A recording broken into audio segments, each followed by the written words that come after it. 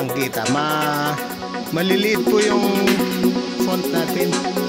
Nasa ano lang yan, 14 points, 16 points yung sa purified drinking sabi.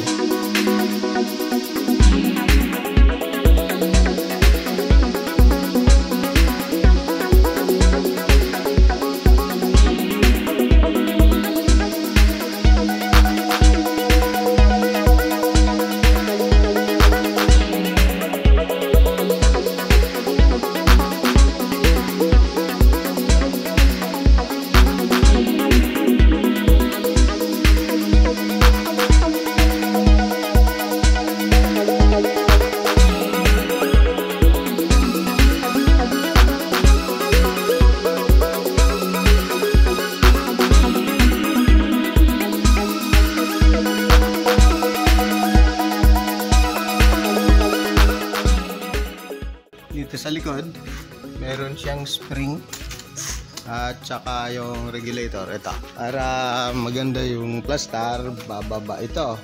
Maluwag ito pag ganon.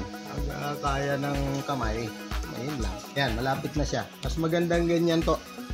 Dun naman sa kabila, dito, kailangan every time na isusubo ito, may pipigil. Ito na yun. Higpit dito.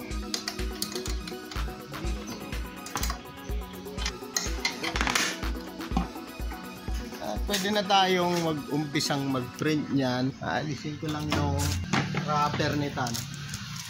Bago kasi. Check natin, pwede. May counter nut siya rito. Para hindi luluwag yung tornilyo. Pag sinubuan natin na gano'n, mararamdaman mo piligilan na nung dun sa kabila. Pag-print na lang tayo. Gano'n.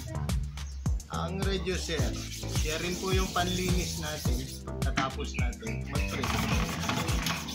Ink natin, 2 parts nito, 1 part catalyst. Yung catalyst, pampatigas niya, pampalakas kapit. Yan, 2:1.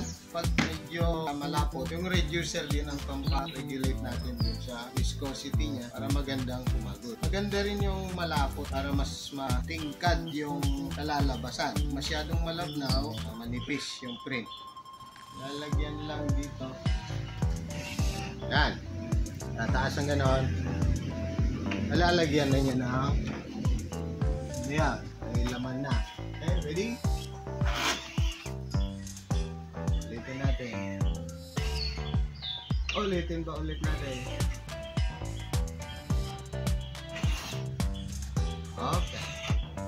Tatlong pasada. Ayan to. Kitang-kita. Maliliit po yung font natin. Nasa ano lang yan, 14 points, 16 points yung sa purified drinking sabi niya. Mas elegante daw sa itsura pag ganyan. Kita niya. Pasok lahat. Pag tuloy-tuloy na po yung printing, ayos na. Makakarami kaagad. Yung sa best talagang ano niya yung font na ganyan. Parang may texture siya. Ganon din sa Purest. Isang font po yan. Ganon po yung itsura. 2, 3. Sobrang init. Ako na naman po yung magde-demo ngayon.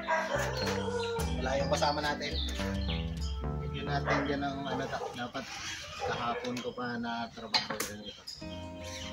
So pag naglinis, alisin lang. Scoopin lang yung sa makapal na parte. Mamaya, pupunas-punasin na lang yan. Gamit din yung reducer.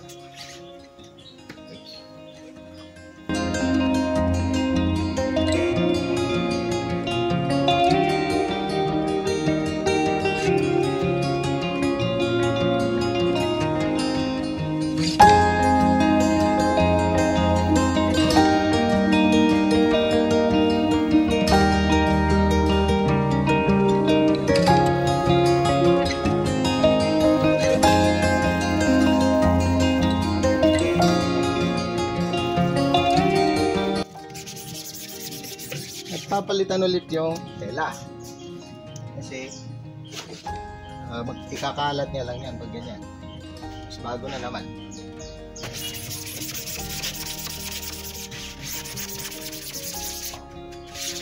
pipick up niya yung mga ink na ilagay dyan pag ganun. Ulit-ulitin lang hanggang sa lumipis ng maayos. Dito rin sa ibabaw ulit, yan o. Aha.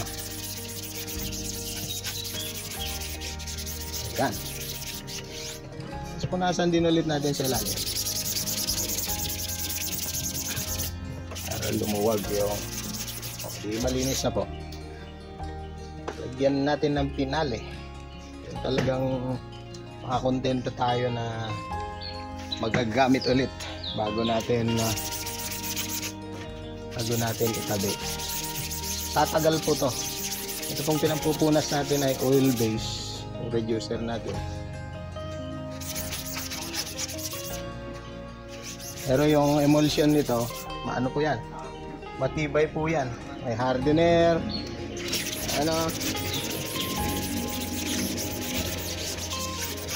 na-cure po yan.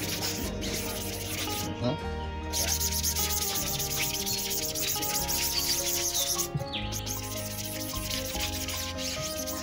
Ayan. So, ready na po yan. Naka-print na po tayo. So, nagamit namin yan. Ayan. Isa. Dalawa, tatlo. Yung sa slim naman, yan din po yung gagamitan natin. Nakaset na po ng ganyan. Makikita nyo, naka-eksaktong iipitin niya po dun. Yan. Parang guide na lang natin yan. So mangyayari, dun sa ilalim po, tutukod dito, eksaktong ganyan. Sisilipin natin parallel. Ngayon, ito, hindi pa siya nakahanda. Tapos, iba yung frame niya. Yung natin. Para sa slim. Ito naman po yung frame ng para sa slim.